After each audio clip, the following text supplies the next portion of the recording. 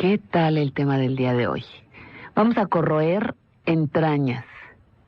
Vamos a tocar un sentimiento que, mira, hasta los que tienen atole en las venas han logrado experimentar. ¿Estarías de acuerdo conmigo? Hasta los de atole. Sí, pero yo conozco los que tienen un atole tan espeso que ya... No, o muy aguado, muy aguado. Sí, también. Bueno, vamos a hablar de celos el día de hoy. Ay, qué miedo, los celos. Celos a todos los niveles, ¿eh? Yo creo que los celos son una emoción, como muchas otras, aunque hay algunos que dicen, solo existen en última instancia dos emociones, el amor y el miedo. Esto lo dice en un pequeño librito de Grijalvo, doña Lucy Romero, que es la representante de Deepak Chopra aquí en México, y que escribe un libro sobre reflexiones y consejos para liberarse de los celos. Pero yo creo que hay otras emociones que son universales. Y entre el miedo y la inseguridad de perder aquello que se posee, entre el temor ante el temor de que te arrebaten lo que sientes que te pertenece, y yo creo que existen una serie de emociones que son universales. Algunos les llamarán sentido de posesión o sentido de pertenencia, apego. El término apego en inglés se usa muy correctamente en algunos casos. Y todos esos sentimientos se convierten en una emoción intensa cuando alguien o algo nos intenta, nos trata o nos imaginamos que puede tratar de arrebatarnos lo que poseemos. ¿Lo que poseemos o lo que amamos? Bueno, ahí está la diferencia. Ahí está la diferencia. Porque una cosa es poseer. Sí. Bueno, a ver. Ahí está la diferencia, porque los que escriben acerca de los celos, lo primero que hacen es decir que el verbo celar o la palabra, el término celo, significa amor, cariño, apego. Si yo quiero a mi trabajo y lo realizo, me apego a él, trabajo con celo. Es muy celoso de su responsabilidad, es muy celoso de sus obligaciones. Celoso usado como responsable, como cuidador, sí. Vamos a ponerle esa palabra sin embargo, entre comillas. Por eso celar tiene una implicación literaria, etimológica, si tú quieres, por su significado más profundo, como cariño. Y la otra es como despojar, o el sentimiento que viene o sobreviene cuando tratan de despojar del afecto, del cariño o de lo que poseemos. ¿Por qué llamo posesión y no amor? Porque hemos escuchado a lo largo de muchísimos programas donde de una u otra manera la emoción o el sentimiento de celos aparece, como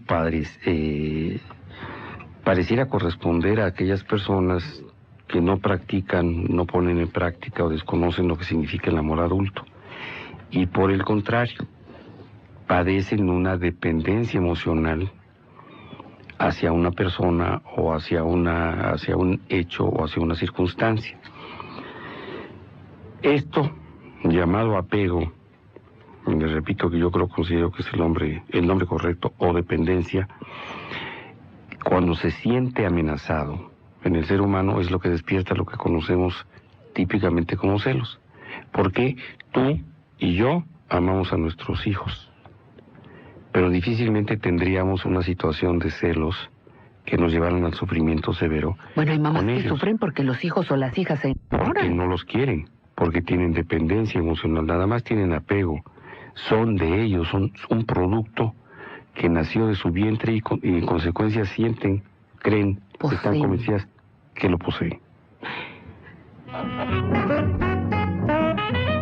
¿Los celos son amor? Carlos Jaime no se quedó con la duda y se fue a la calle a preguntarle al público. ¿La quieres nada más para ti? Esa sería una respuesta, porque la quieres nada más para ti. Esa es una respuesta que tiene mucho que ver con las dependencias y el apego. Mira, vamos a tratarlo de ir ejemplificando. Descuartizando. Porque también hay que reflexionar sobre otro comentario de los entrevistados. Uno dijo, hay que tener confianza. Y cuando no se tiene desconfianza no se llama celo, se llama desconfianza. Desconfianza. Cuando Pero no luego... se tiene confianza, pero no se llama desconfianza. Bueno, vamos a imaginarnos dentro de los cariños, dentro de los afectos o los amores primitivos, dentro de los amores primarios, dentro de los amores fundamentales, qué es lo que podríamos aprender. Yo creo que cualquiera de nosotros podría decir en determinado momento, yo quiero mucho a mi mamá o quiero mucho a mi papá. Y podríamos decir, no me gusta que mi mamá prefiera a mi hermano. Uh-huh. El consentido de mi mamá es mi hermano Vitín. Probablemente yo no esté de acuerdo con eso. Dentro de mi fuero interno, dentro de mi egocentrismo, yo quisiera que mi mamá me quisiera a mí más. Pero tengo que reconocer que también mi hermano se ha ganado el cariño de mi mamá porque ha sido muy buen hijo con ella. Uh-huh. Ha estado siempre pendiente y atento de sus cosas. Yo podría haber dicho en una determinada época, mi papá quiere más a mi hermano Vale. O mi abuelito Ernesto quiere más a mi hermana Rosina. Uh-huh. Esos sentimientos nunca me produjeron dolor. Me produjeron una cierta inquietud molesta, ni siquiera llegaba al malestar. Me parecía que yo lo podía compensar pensando, pero mis tías me querían más a mí, mi abuelita me quería más a mí. En este modelo de compensación o de revalidación de carencias que tenemos los enfermos emocionales. En alguna época en que mi papá, que era un hombre muy seductor y con los ojos muy alegres, estuvo involucrado en affairs, la realidad es que yo nunca me sentí celoso, ni sentía a mi mamá celosa. Yo sentía que mi mamá estaba enojada porque le parecía que era una falta de respeto, pero nunca sentí que hubiera ese elemento de celos. Yo creo que muchos seres humanos habrán experimentado lo mismo en relación a sus familias, una cierta competencia con los hermanos, envidias, etcétera.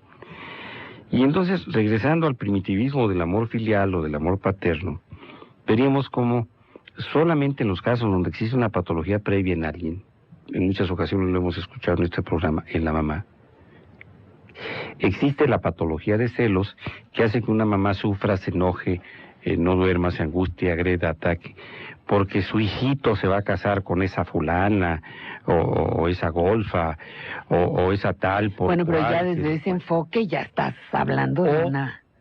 Sí, ahí hay una patología, entonces ya no es el sentimiento amoroso tradicional o biológico o natural, como una expresión de sentimientos consanguíneos, etcétera. No, ahí hay otro tipo de patología. Los celos en los hermanos, expresados en su más conocida, o vistos o leídos o conocidos en su más conocida expresión, probablemente se los atribuyeran, por ejemplo, a Caín y Abel. Estos muchachos de este libro escrito por tantos y tantos y tantos autores en tantas y tantas y diversas épocas, pero a uno se le ocurrió decir que Caín mató a Abel por envidia. ¿Por celos? Entonces aquí algunos dirán, no fue por celos. Caín estaba muy celoso de su hermano Abel porque Caín era del PRI y Abel era del PAN y iba a entrar a una etapa de bonanza porque le iban a dar la concesión de un ingenio que le habían quitado al amigo de Cedillo. Eso no lo dije. Bueno, no me acuerdo que lo haya dicho. ¿No lo dice la Biblia? No, doctor. Bueno, pero bueno, es un ejemplo. Entonces, ¿qué es lo que sucede? Que con un defecto de carácter, como la envidia, con defectos como el resentimiento, que es ese veneno del cual hemos hablado tantas veces, efectivamente se puede dar una condición de odio entre hermanos que llegue a la comisión de un homicidio. Pero no aparecen los celos como un elemento para nada. Sí, no son realmente celos. Celos sería que se hubiese quedado Caín sufriendo porque Abel destacaba y ya iba a ser subsecretario y era comisionado especial para quién sabe qué estupidez, y que además, como decíamos, se vestía en Mazarik y lo asesoraba Gaby Vargas para su imagen. O el otro cuate que a veces iba allá, ¿cómo se llamaba? Un güerillo alto pelón que asesora para que antes trabajaba con una señora llamada Tarina. ¿Cómo se llamaba cuando estaba en la televisión? Víctor Gordoa. No sé, doctor, me hablas de situaciones Sí. desconocidas para mí. Tú y yo no somos adictos a la televisión, ya ves, no vimos ni siquiera lo del autosabotaje de los gringos Lo para del quedarse autogol. con el petróleo del sudeste de Asia, perdón, de Asia Menor.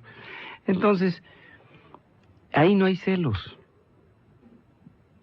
Si revisamos aspectos de la literatura, que es la que nos puede transportar a la historia y los elementos domésticos de la historia, porque la historia se ocupa de hechos, de sucesos, y además descritos por los triunfadores. Como la Biblia se ocupa de destacar los triunfos de los hebreos sobre otros reinos. Digo, podrán destacar la cultura de los asirios, de los tirios, de los troyanos o de quien quieran, pero pues ahí los fregonazos son el pueblo de In God We Trust. Ah, Está no, bien, esos son doctor, los de está ahorita, bien. ¿verdad? No, Sí, los de la Ernesto, Biblia sí, no eran los Ernesto, de sí, In God We Ernesto. Trust, ¿verdad? No, doctor, esos no eran. Pero sí eran el pueblo elegido.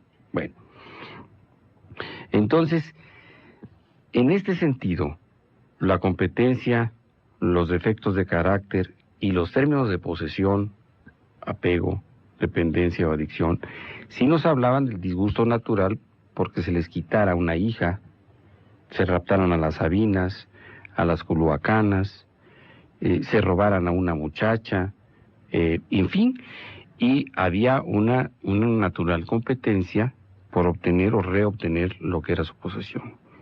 Si a usted le roban algo y se enoja contra el ladrón, pues no está teniendo celos. Su sentimiento es que le quitan una posesión. Entonces, los celos realmente empiezan a describirse cuando a Shakespeare se le ocurre escribir Otelo y empieza a verse las manifestaciones de la conducta humana producto de un sentimiento intenso que llamaron ellos amor en la novela, en la ópera, en la obra, en la película, y que, bueno, lo único que traducen es como un individuo puede ser manipulado por otro para convertirlo en enemigo de lo que ama. Mismo con Pepote, No, ¿no? no, Egoísmo con Joselito. egoísmo con Joselito, Ah, caray. que es que 60, ¿verdad? 60, década de los 60. No, si Nos fuimos Joselito ya hasta está, allá. pero si ya Pues ya se está murió, bien. ¿no? Ya se murió, ¿verdad? Creo que ya se Joselito? murió. Sí, Un paro sí. cardíaco lo agarraron de Sí. vendedor, de dealer, ¿no? De Sí. droga y... Acabó muy A ver, mal el usted chaparrito. que es lectora Acabó acuciosa mal de el Lola, nos No. podrá... Salió en el Lola, José. ¿Cómo sabes que salió en el Lola? Si no era Porque me personaje dijeron de en el- Lola. Me lo Era dijeron del en el submundo. consultorio, que salió 2 números seguidos, que ya estaba medio calvo, que andaba de pantalones blancos y tenis, y que su hijo, quién sabe qué. Sí, de veras. Y que nunca creció. Egoísmo. También con eso se asocia los celos, la moglia. Bueno, pero Con fíjate egoísmo. que el egoísmo mal entendido, porque otra vez volvemos al concepto literal y etimológico. Ego quiere decir yo. Ismo, partidario de. Si yo soy partidario de mí, es que yo me quiero. Entonces, si yo me quiero, pasan muchas cosas, pero puedo aprender a amarme.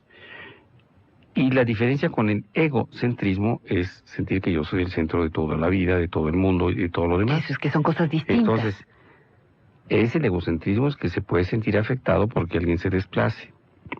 Por En el ejemplo, egoísmo, si tú te quieres, si tú aprendes a amarte, el que te amen o no te amen otras personas no es exactamente que carezca de importancia, pero no te afecta de manera tan severa. Mira, a los celos le llaman egoísmo, le llaman posesión, le llaman enfermedad. Cárcel. A los celos le dicen inseguridad, le llaman cárcel, le llaman control. ¿De qué otra manera le ponen a los Híjole, celos? mano. Fíjate, egoísmo, posesión, enfermedad, inseguridad, Dependencia, cárcel, dependencia. proyección. ¿Tú les llamas proyección? Sí. Dependencia, proyección, ¿qué más? Híjole, mano. Pues no sé qué tantas otras Bueno, cosas. y por supuesto, hay quien le llama Amor. amor. Sí, y esto es una realidad. Sin embargo, creo yo que muchos que a los celos le llaman amor, lo que están tratando de hacer al decirlo, al afirmarlo, es justificar o explicar lo que están sintiendo, o explicar la conducta